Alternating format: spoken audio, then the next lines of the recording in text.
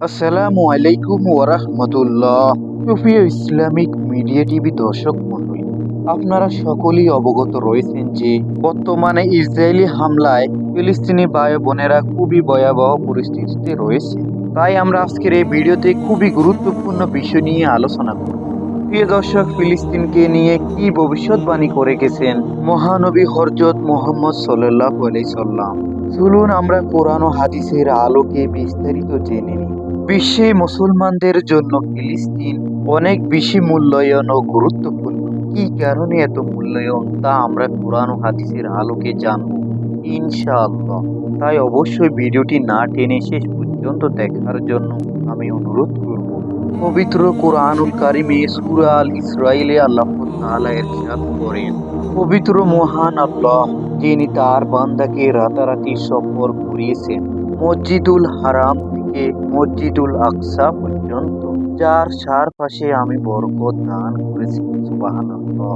প্রিয় দর্শক, এখানে মসজিদুল আকসা বলতে বোঝানো হয়েছে জেরুজালেমের আল আকসা মসজিদ, যা ফিলিস্তিনে অন্তর্ভুক্ত।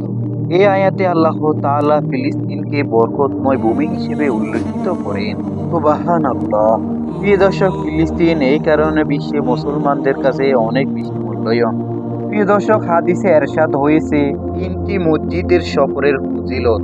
আবু হুরায়রা রাদিয়াল্লাহু তাআলা থেকে বর্ণিত, রাসূলুল্লাহ সাল্লাল্লাহু আলাইহি সাল্লাম বলেন, তিনটি মসজিদ ছাড়া অন্য কোনো মসজিদের সফরের উদ্দেশ্যে বের হওয়া উচিত নয়। মসজিদুল হারাম, আমার মসজিদ মদিনা এবং মসজিদুল আকসা। হাদিস সহিহ বুখারী ও সহিহ মুসলিম।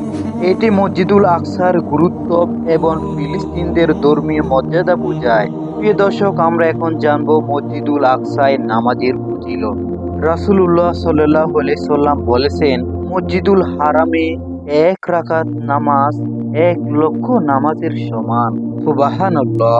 আমার এই মসজিদে 1000 নামাজের সমান, আর মসজিদুল আকসায় নামাজ 500 রাকাতের সমান।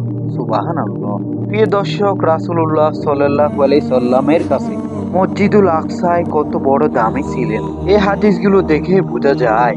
অথচ আজ ইসরায়েলি হামলায় ফিলিস্তিন ছিন্ন বিচ্ছিন্ন হয়ে গেছে। আমাদের মুসলিম রাষ্ট্রগুলোতেই কোনো মাথা ব্যথা নেই। আমরা ডুবে আছি গান বাজনায়, খেলাধুলা এসব নিয়ে। আমাদের মসজিদুল আকসা এবং ফিলিস্তিন নিয়ে কোনো মাথা ব্যথা নেই। অথচ আমাদের প্রত্যেক মুসলমানের উচিত ছিল জিহাদের ঘোষণা দেওয়া, যুদ্ধের ঘোষণা দেওয়া।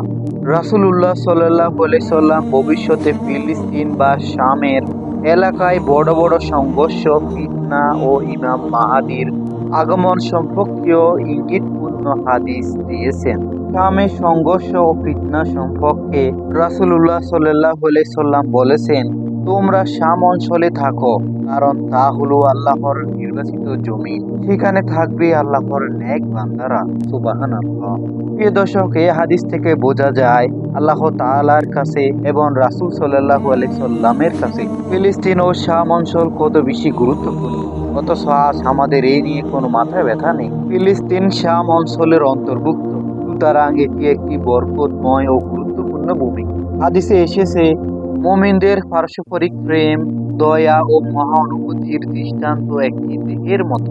যদি দেহের একটি অঙ্গ ব্যথা আক্রান্ত হয়, তাহলে সম্পূর্ণ দেহ জেগে উঠে ও জ্বর অনুভব করে। হাদিস সহিহ বুখারী ও সহিহ মুসলিম। প্রিয় দর্শক, অথচ আজ আমাদের ফিলিস্তিন ভাইয়েরা বড় যুদ্ধের মধ্যে রয়েছে, কিন্তু আমাদের মুসলিম রাষ্ট্রগুলোর কোনো মাথা ব্যথা নেই। কবে এ মুসলিম জাতির হোঁশ ফিরবে? প্রিয় দর্শক, ফিলিস্তিন বাইতুল মুকাদ্দাস ইসলামী ঐতিহ্যের অংশ এবং এটি কোরআন ও হাদিসের উচ্চ মর্যাদায় প্রতিষ্ঠিত। রাসূল সাল্লাল্লাহু আলাইহি সাল্লাম ফিলিস্তিনকে বরকতময় অঞ্চল বলেছেন এবং সেখানে মুসলিমদের জন্য গুরুত্ব ও ফজিলতের কথা বলেছেন। প্রিয় দর্শক, ভবিষ্যতে মুসলিম উম্মার বড় বড় ঘটনার সাথে এই ভূমির সংযোগ থাকতে পারে, যেমন ইমাম মাহাদির আগমন ও দাজ্জালের বিরুদ্ধে যুদ্ধ। এই অঞ্চল ভূমিকা রাখবে বলে ইঙ্গিত পাওয়া যায়। প্রিয় দর্শক, ফিলিস্তিন সম্পর্কে আমাদের প্রিয় নবী হযরত মুহাম্মদ সাল্লাল্লাহু আলাইহি সাল্লাম যে ভবিষ্যৎবাণীগুলো করে গিয়েছিলেন, আমরা আজকে এই ভিডিওতে আলোচনা করেছি এবং ফিলিস্তিনের গুরুত্ব এবং এই অঞ্চলের গুরুত্বপূর্ণ সম্পর্কে আলোচনা করেছি। তাই আমাদের প্রত্যেক মুসলমানের উচিত যার যার জায়গা থেকে এই যুদ্ধের প্রতিহত করা এবং নিজ নিজ জায়গা থেকে জিহাদ ঘোষণা করা। প্রিয় দর্শক, আজকের ভিডিওটি এ পর্যন্ত। প্রিয় দর্শক, আগামী ভিডিওতে আমরা আলোচনা করব রাসূল সাল্লাল্লাহু আলাইহি সাল্লাম শিখিয়ে গিয়েছেন এই কঠিন পরিস্থিতিতে কিভাবে ফিলিস্তিন ভাই বোনেদের জন্য কি দোয়া করবেন এবং আল্লাহ তাআলার কাছে যুদ্ধ জয়ের জন্য সাহায্য চাইবেন, সেই গুরুত্বপূর্ণ দোয়া সম্পর্কে আলোচনা করব ইনশাআল্লাহ। তাই ভিডিওটি দেখতে অবশ্যই সাথে থাকবেন এবং ভিডিওটি ভালো লাগলে অবশ্যই একটি লাইক করে দিন এবং ভিডিওটি বেশি বেশি করে শেয়ার করে দিন।